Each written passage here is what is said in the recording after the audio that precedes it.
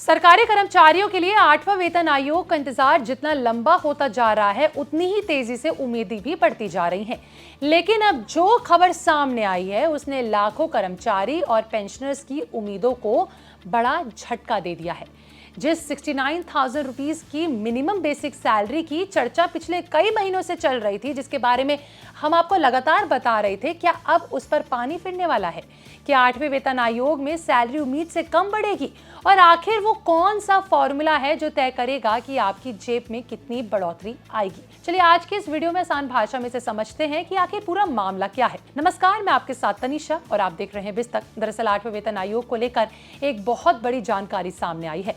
Report के मुताबिक आयोग फिटमेंट फैक्टर को 2.57 के आसपास रखने की सिफारिश कर सकता है, यानी वही फिटमेंट फैक्टर जो 7वें वेतन आयोग में लागू किया गया था। अगर ऐसा होता है तो कर्मचारी की सैलरी में बढ़ोतरी जरूर होगी, लेकिन जितनी उम्मीद की जा रही थी उससे कई कम होगी। उतनी बड़ी बढ़ोतरी शायद ही आपको देखने को मिलेगी।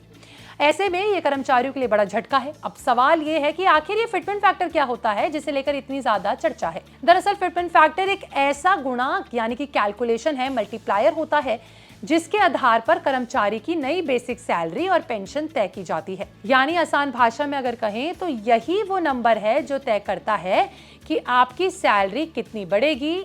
इसलिए हर वेतन आयोग में सबसे ज्यादा नजर फिटमेंट फैक्टर पर होती है, क्योंकि उसके आधार पर ही आपकी न्यूनतम सैलरी डिसाइड होती है। चलिए अब जानते हैं कि आखिर कर्मचारी संगठन इस पर क्या चाहते हैं। कर्मचारी यूनियनों की मांग है कि इस बार फिटमेंट फैक्टर को 3.833 कर दिया जाए।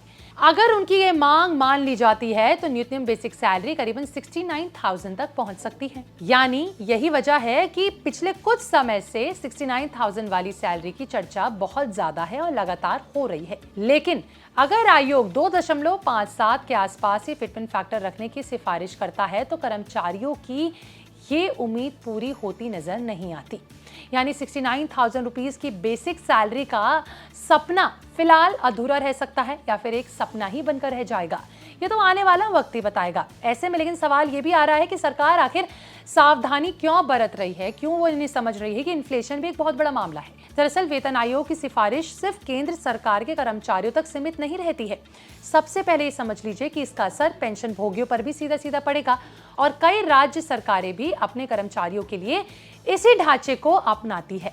ऐसे में अगर फिटमेंट फैक्टर बहुत ज्यादा बढ़ा दिया गया तो सरकार पर हजारों करोड़ रुपए का अतिरिक्त वित्तीय बोझ भी पड़ सकता है। इसी वजह से सरकार और आयोग दोनों वित्तीय असर का बारीकी से आकलन कर सकती हैं, कैलकुलेशन कर सकते हैं। फिलहाल आयोग अलग अलग राज्यों से सुझाव भी ले रहा है, राज्य सरकारों से ले रहा है, कर्मचारी संगठनों से ले रहा है, दूसरे पक्षों से मिलने वाली जो भी फीडबैक है उससे का भी अध्ययन कर रहा है। यानी कि इस समय सिफारिशें हर जगह से ली जा रही हैं। इसके बाद सभी सुझावों को शामिल करते हुए आयोग अपनी अंतिम रिपोर्ट जो है तय करेगी। यानी अभी आखिरी फैसला होना बाकी है। इसीलिए फिलहाल 2.57 सिर्फ एक संभावित आंकड़ा माना जा रहा है, जैसे 2.83 को माना जा रहा था। अब अगर 7वें वेतन आयोग की बात की जाए तो उस समय फिटमेंट फैक्टर 2.57 रखा गया था। इसके बाद कर्मचारी की जो न्यूनतम बेसिक सैलरी है वो 7,000 से बढ़कर 18,000 रुपए के करीब हो गई थी। लेकिन इस बार महंगाई, जीवन यापन की बढ़ती लागत और कर्मचारियों की बढ़ी हुई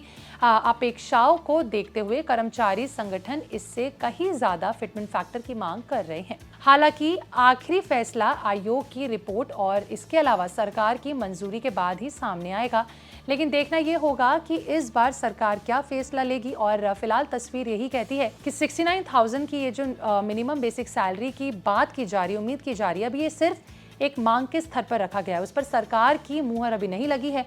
अगर फिटमेंट फैक्टर को 3.833 तक रखा गया तो ही कर्मचारियों की सैलरी जो है 69,000 के ऊपर जाएगी, वरना कुछ भी कहना मुश्किल है। क्योंकि अगर आयोग 2.57 के आसपास ही सिफारिश करता है तो सैलरी बढ़ेगी जरूर, लेकिन उतनी नहीं पहुंचेगी जितनी चर्चा कई महीनों से चल रही थी। और इसका असर कर्मचारियों और पेंशन भोगियों पर साफ साफ पड़ेगा। आपका इस पर क्या कहना है, कमेंट सेक्शन में जरूर बताइएगा। मिलते अगली वीडियो में, बने रहें बिस्तर के साथ।